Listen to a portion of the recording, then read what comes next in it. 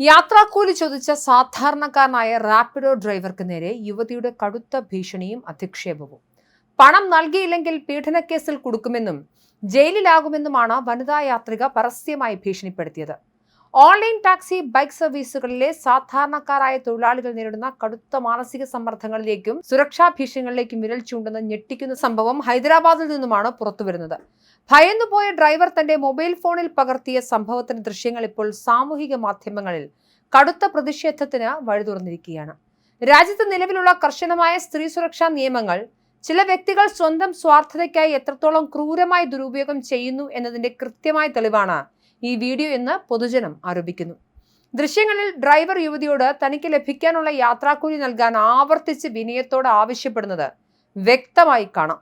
എന്നാൽ അർഹതപ്പെട്ട പണം നൽകാൻ കൂട്ടാക്കാതിരുന്ന യുവതി ഫോണിൽ മറ്റൊരാളുമായി സംസാരിച്ചുകൊണ്ട് ഡ്രൈവറെ പ്രതിരോധിക്കുവാനും സമ്മർദ്ദത്തിലാക്കാനും ശ്രമിക്കുകയായിരുന്നു. ഡ്രൈവർ തന്നെ വഴിയിൽ തടഞ്ഞു നിർത്തി ഉപദ്രവിക്കുകയാണെന്നും ഉടൻ തന്നെ അവിടേക്ക് വരണമെന്നുമാണ് ഇവർ ഫോണിലൂടെ മറ്റാരോടോ നിർദ്ദേശം നൽകുന്നത്. പണം നൽകിയില്ലെങ്കിൽ താൻ പോലീസിൽ പരാതിപ്പെടുമെന്ന് ഡ്രൈവർ വ്യക്തമാക്കിയതോടെയാണ് യുവതിയുടെ ഭീഷണി കൂടുതൽ കടുത്തത്.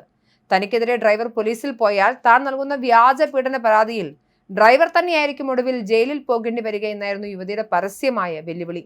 നിയമത്തെയും പോലീസിനെയും തനിക്ക് അനുകൂലമായി തിരിക്കാൻ കഴിയുമെന്ന കടുത്ത അഹങ്കാരമാണ് യുവതി പ്രകടിപ്പിച്ചത്.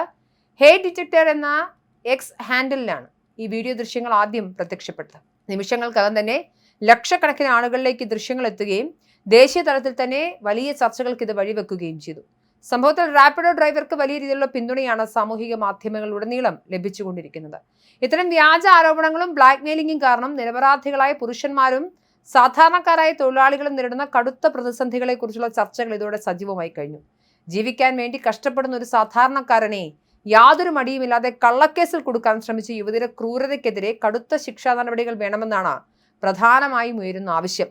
ഇതൊരൊറ്റപ്പെട്ട സംഭവമല്ലെന്നും മുൻപ് സമാനമായ രീതിയിൽ യാത്രാക്കൂലി നൽകാതിരിക്കാൻ ഡ്രൈവർമാരെ ലൈംഗിക അതിക്രമ കേസിൽ കൊടുക്കുമെന്ന് ഭീഷണിപ്പെടുത്തിയ നിരവധി സംഭവങ്ങൾ രാജ്യത്തിന്റെ വിവിധ ഭാഗങ്ങളിൽ ഉണ്ടായിട്ടുണ്ടെന്നും പലരും കമന്റുകളിലൂടെ ഓർമ്മിപ്പിക്കുന്നുണ്ട്. പലപ്പോഴും പുരുഷന്മാർക്കെതിരെ ഇത്തരം പരാതികൾ ഉയർന്നാൽ ദീർഘമായ നിയമ പോരാട്ടങ്ങളും കരിയർ നഷ്ടപ്പെടുന്ന സാഹചര്യങ്ങളും ഉണ്ടാകാറുണ്ട്. ഓൺലൈൻ വഴി ജീവനോപാധി കണ്ടെത്തുന്ന സാധാരണക്കാരായ തൊഴിലാളികളെ ഇത്തരം വ്യാജ ഭീഷണികളിൽ നിന്നും ബ്ലാക്ക് മെയിലിംഗിൽ നിന്നും സംരക്ഷിക്കാൻ റാപ്പിഡോ ഉൾപ്പെടെയുള്ള കമ്പനികളും പോലീസും കർശനമായ സുരക്ഷാ സംവിധാനങ്ങൾ ഒരുക്കണമെന്ന ആവശ്യം ശക്തമാണ്. നിയമം കയ്യിലെടുക്കാനും നിരപരാധിയെ കള്ളക്കേസിൽ കൊടുക്കാനും പരസ്യമായി ശ്രമിക്കുകയും ചെയ്ത യുവതിക്കെതിരെ മാതൃകാപരമായ നിയമ നടപടികൾ സ്വീകരിക്കണമെന്നാണ് സാമൂഹിക മാധ്യമങ്ങളുടെ പൊതുജനം ഇപ്പോൾ ഒന്നടങ്കം ആവശ്യപ്പെടുന്നത്. ഏതായാലും ഈ നാട്ടിൽ സ്ത്രീ സുരക്ഷാ നിയമങ്ങളൊക്കെ ഉണ്ട്.